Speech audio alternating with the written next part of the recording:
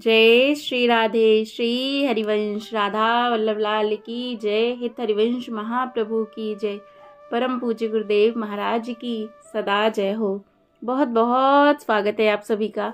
आइए सुनते हैं सखियों के शाम से बहुत ही प्यारी मनोरम मनमोहन की लीला को।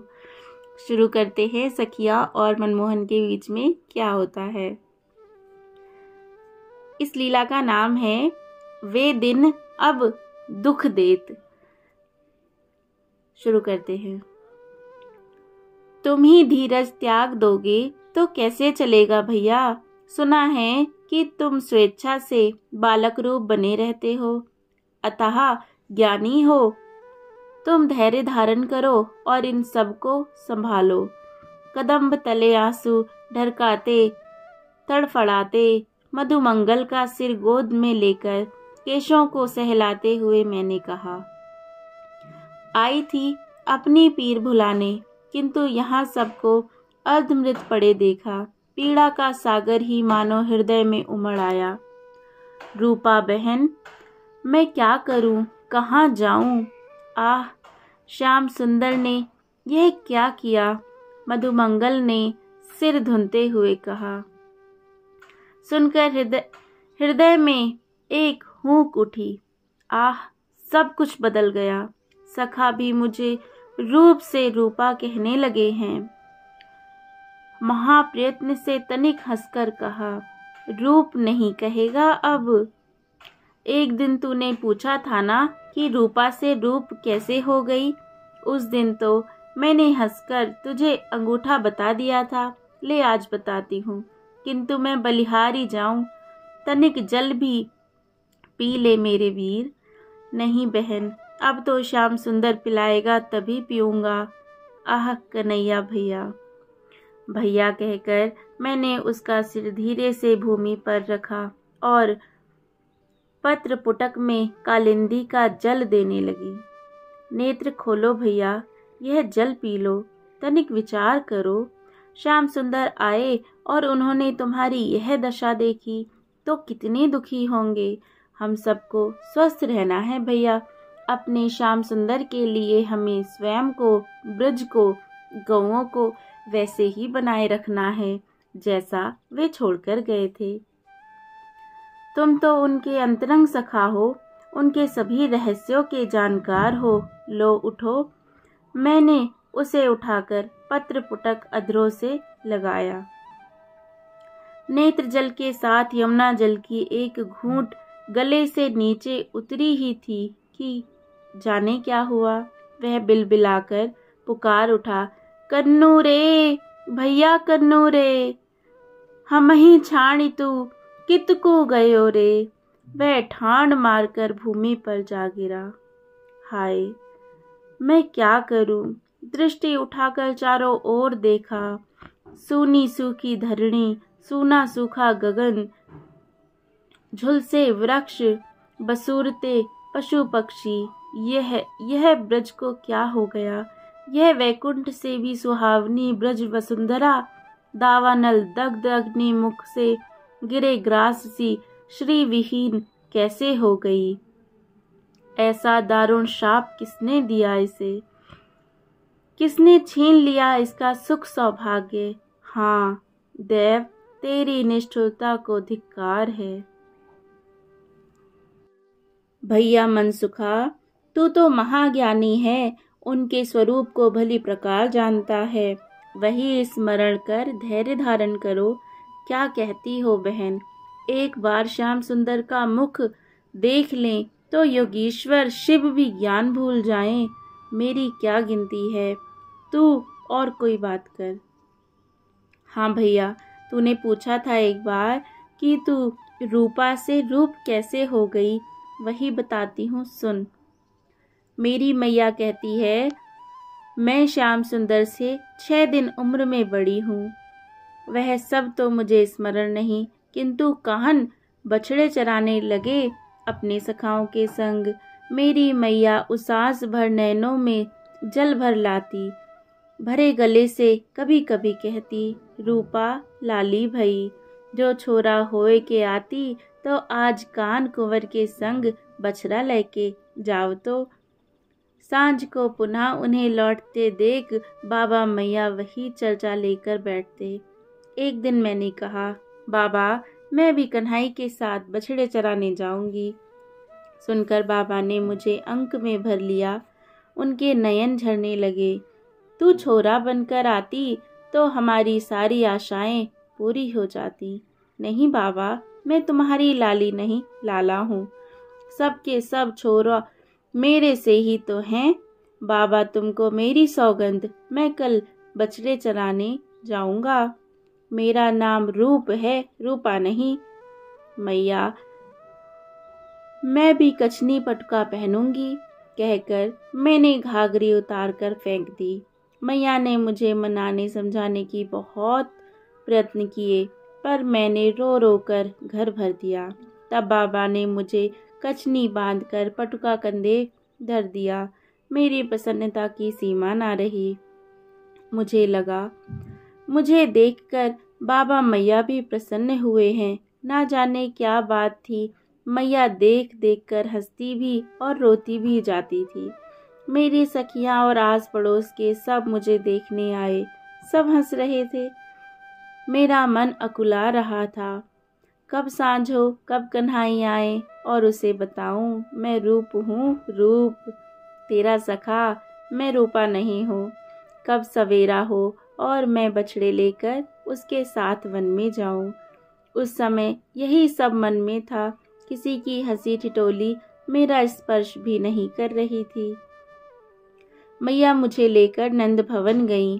सब बात सुनकर यशोदा मैया हंसकर बोली, ठीक तो कहती है लाली, जब तुझे लाला होगा तो यह पुनः रूपा हो जाएगी। मेरी मैया बोली, तुम ही कहो ब्रजरानी, कल सयानी होने पर छोरों के संग रहने वाली से कौन विवाह करेगा। यशोदा मैया ने उत्तर दिया, 4 दिन की बात है बावरी, यह स्वयं ही अपनी सखियों के लिए अकुला उठेगी।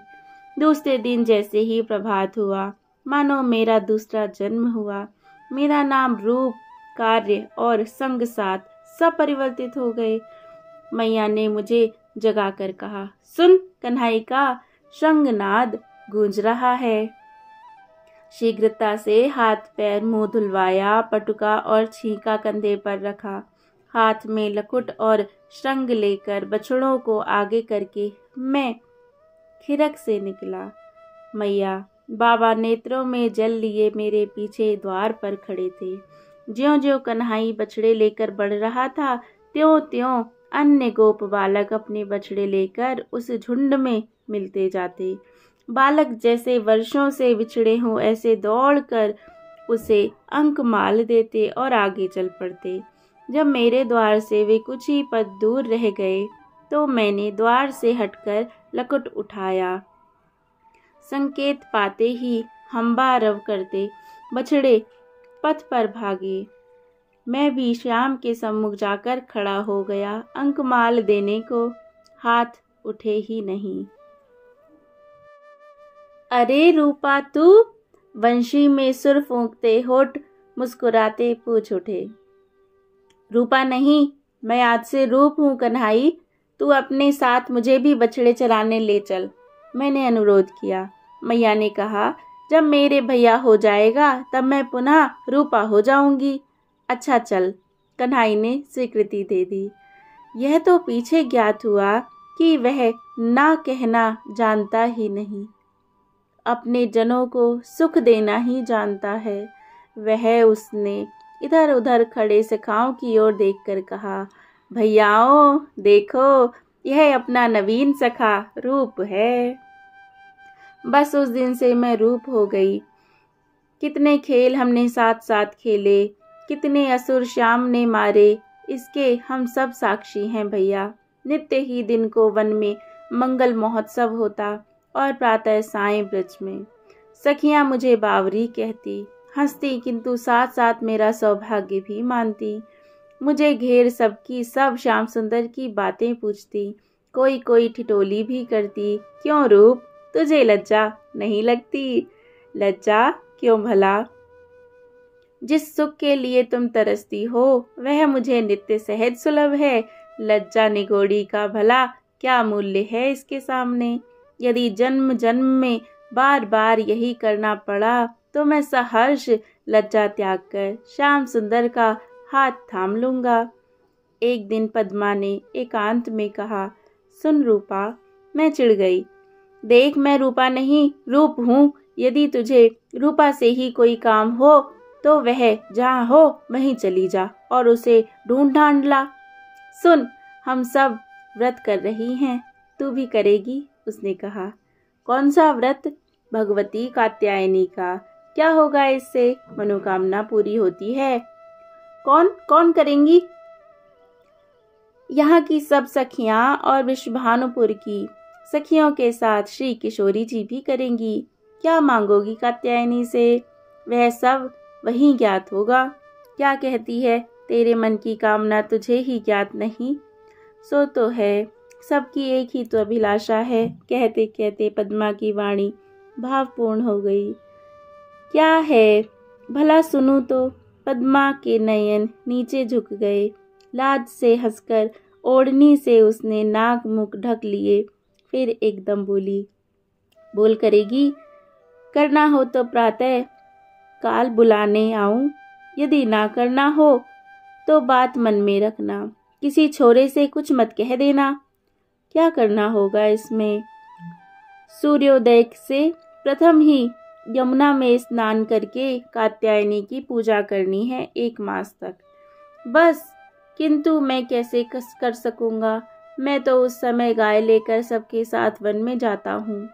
कल विवाह होगा तो पति के साथ जाना पड़ेगा और घर गृहस्थी संभालनी होगी। सखाओं के साथ हुड़दंगे नहीं मार पाएगी तब। पद्मा चिढ़कर बोली, क्यों जाना पड़ेगा पति के संग? कहीं लड़के भी ससुराल जाते हैं, वावरी कहीं की। जय जय। मैं तो छोरा हूँ छोरा, तू जा, मुझे नहीं करना कोई व्रत। मैंने पद्मा को अंगूठा दिखा दिया। बहुत दिन हो गए उस बात को। एक दिन अपने सब भांडीर वट की छाया में बैठे थे कि आनंद ने कहा, आजकल ये सब छोरियां प्रभात से पहले गीत गाती हुई कहाँ जाती हैं? लौटती भी गीत गाती हुई आती हैं। मैंने मैया से पूछा तो उसने बताया कोई व्रत करती हैं। कैसा व्रत है, क्यों करती हैं, यह कुछ भी ज्ञात नहीं। मुझे ज्ञात है, मैंने कहा। अपनी मनोकामना सफल करने के लिए माता कात्यायनी की पूजा करती हैं यमुना स्नान करके। 1 महीने का व्रत है। पद्मा मुझे भी कह रही थी करने को, किंतु मैंने स्वीकार नहीं किया। इतनी सी छोरियों की भला क्या अभिलाषा होगी जो प्रभात ही ठंड झेलें।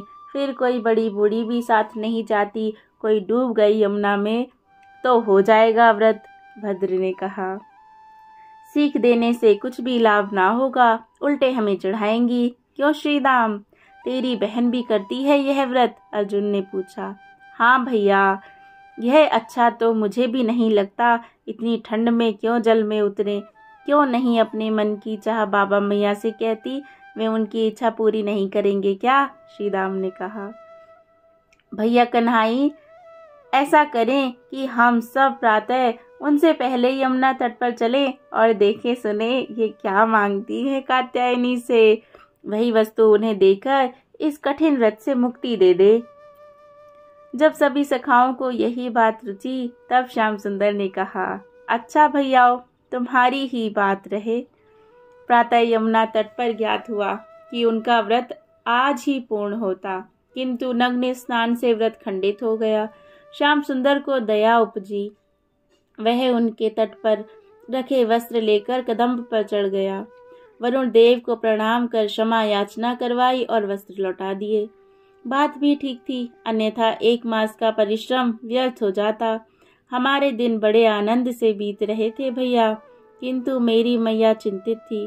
एक दिन सांझ को वह मेरा हाथ पकड़कर यशोदा मैया के समीप ले गई। तुम ही समझाओ इस बाबरी को ब्रजरानी। देखो इसकी देह कैसी सुदृढ़ हो गई है, कोमलता नाम मात्र भी नहीं बची। छोरों के और ढोड़ों के संग दौड़ दौड़ कर मल्ल युद्ध, लाठी, दंड बैठक, तैरना, वृक्ष पर चढ़ना और जाने क्या क्या सीख गई है। मैया की आंखों से जल झरने लगा। रानी जू बेटी के एक भी लक्षण नहीं सीखी है। चूल्हा चाकी, दधी मंथन और सीना पिरौना कुछ भी नहीं जानती। कौन इसका हाथ थामेगा, और थामेगा तो क्या इसकी पूजा करेगा, अथवा स्वयं घर काम करेगा और इसे गैया चराने भेजेगा। सगे संबंधी मुझे क्या कहेंगे। इसके बाबा तो कहते हैं रूपा ससुराल नहीं जाएगी। यदि नहीं जाएगी तो फिर क्या करेगी। जिससे विवाह होगा वह क्या चौका वासन करेगा और इसे बन बन गायों के पीछे दौड़ने भेजेगा। मैं क्या करूं, कुछ सूझता नहीं। इसकी देह तो देखो, अब क्या खुले शरीर रहने के दिन हैं इसके। यशोदा मैया ने मुझे अच्छी तरह देखकर एक बार दांतों तले उंगली दबाई, फिर बोली, लाली अब तू बड़ी हो गई, गाय चराना छोड़कर घर का कामकाज सीख बेटी। देख तेरी उम्र की सखियां कितना कुछ सीख गई हैं। मैं रूपा नहीं हूँ, मैं चीख कर बोली, मुझे नहीं करना ब्याह। हाथ झड़काकर मैं भागने को हुई तो यशोदा मैया ने हाथ थाम लिया। फिर से वे मुझे समझाने लगी, सुन लाली, यहाँ मेरे पास बैठ। पुरुष और नारी के शरीर की बनावट एक जैसी नहीं होती, किंतु मुझे तो कुछ सुनना ही नहीं था। उनकी बात सुनने मानने का अर्थ था कन्हई से दूर रहना। यह मुझे किसी प्रकार स्वीकार ना था। अंत में मैया ने एक उपाय किया। मेरे उतरिये को वक्ष पर फैलाकर कटी में बांध दिया और बोली, देख लाली, यदि तुझे गाय चराने जाना है तो पटुका ऐसे बांधना पड़ेगा, अन्यथा मैं किसी प्रकार तुझे वन में नहीं जाने दूंगी। और सुन ले, यह भी कुछ ही दिन की बात है, फिर तो तुझे घर ही रहना है। बाद की बात बाद में देखी जाएगी। यही सोचकर मैंने मैया की बात स्वीकार कर ली। जितने दिन श्याम सुंदर के साथ बीते सो ही भले, किंतु मेरा मन बाद की बात स्मरण कर उदास हो जाता था। एक दिन कन्हई ने पूछा, क्या हुआ रूप, तू उदास क्यों रहता है? मुझसे कुछ अपराध बन पड़ा है क्या? मेरे नेत्र उसकी बात सुनकर भर आए। क्या कहूँ, कहने योग्य है ही क्या?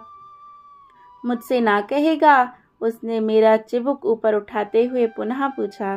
कन्हई, मैं उसके वक्ष से सिर टेककर फूट पड़ी। हृदय की पीड़ा आंसू बनकर झरने लगी। मुझसे कह रूप, क्या दुख है तुझको? श्याम ने अपने पीतांबर से मेरे आंसू पोंछे। मुझसे कह रूप, उसने पुनः आग्रह किया। मुझे विधाता ने छोरी क्यों बनाया? हिचकियों के मध्य इतनी बात कह पाई मैं और रुदन करने लगी। किंतु इससे तेरा क्या बिगड़ता है रे? विधाता ने ऐसा क्यों किया यह तो मुझे ज्ञात नहीं, पर इस बात को जानने से तेरा दुख मिटता हो तो मैं प्रयत्न करूं जानने का कि तुझे छोरा क्यों नहीं बनाया। महर्षि शांडिल्य अवश्य इसका उत्तर जानते होंगे। यह बात नहीं है कन्हई, मुझसे तेरा साथ छोड़ा नहीं जाता। मैंने कहा, तो कौन तुझसे छुड़वा रहा है बाबरे? उन्होंने हंसकर मुझे गले लगा लिया। मैया, मैंने कहा। मैया? कौन, मेरी मैया? हाँ, क्यों, क्या कहा? कह रही थी नारी और पुरुष के शरीर की रचना एक सी नहीं होती, नारी खुले शरीर नहीं रह सकती। जब मैं नहीं मानी तो उसने मेरा पटुका इस प्रकार बांध दिया और चेतावनी दी कि यह भी कुछ दिन की ही बात है, बाद में तुझे घर बैठकर बहू बेटी की भांति चौका चूल्हा करना पड़ेगा। कल ससुराल जाकर क्या हम सबके मुंह पर कालिक लगवाएगी। कन्हई, जो होना हो सो हो, यदि तुझसे दूर रहना पड़ा तो मैं यमुना की शरण लूंगा। मेरी बात सुनकर श्याम सुंदर कुछ सोचता रहा, फिर बोला, देख रूप, जब तक मैं गाय चराने आता हूँ तुझे कोई मेरे साथ आने से रोक नहीं सकेगा। मैं घर रहने लगूं तब की बात न्यारी है। कन्नू, सच कह रहा है तू? मैया को मना लेगा ना? मैंने उसके कंठ में बाँह डाल दी। यह सर्वथा सच है, यह सर्वथा सच है रूप, कि यहाँ ब्रज में कोई तुझे मुझसे दूर ना कर सकेगा। भैया मधुमंगल, मैं तो उसकी बात सुनकर फूली फूली फिरती रही। मुझे कहाँ ज्ञात था कि वह हमें त्याग कर मथुरा चला जाएगा। मैं आनंद में डूब उतरा रही थी कि तीसरे ही दिन क्रूर अक्रूर हमारी आंखों का प्रकाश छीन ले गया। भैया, मेरे कारण ही वह मथुरा गया और लौटकर नहीं आता। कोई जाकर उससे कह दो तेरा रूप अब रूप नहीं रूपा है। वह घर में घाघरी फरिया पहनकर बैठी है, अब गाय चराने नहीं जाएगी। भैया, वह किसी का दुख नहीं देख सकता, इसी से चला गया। सारे ब्रज को दुखी करने वाली मैं हूँ भैया, मैं हूँ। कोई मुझे शाप दो, मैं सबकी हत्यारी हूँ, सबकी हत्यारी। जय जय श्री राधे, जय जय श्री राधे, जय जय श्री राधे श्याम। तो ये लीला यहाँ पर पूर्ण होती है। जय जय श्री राधे।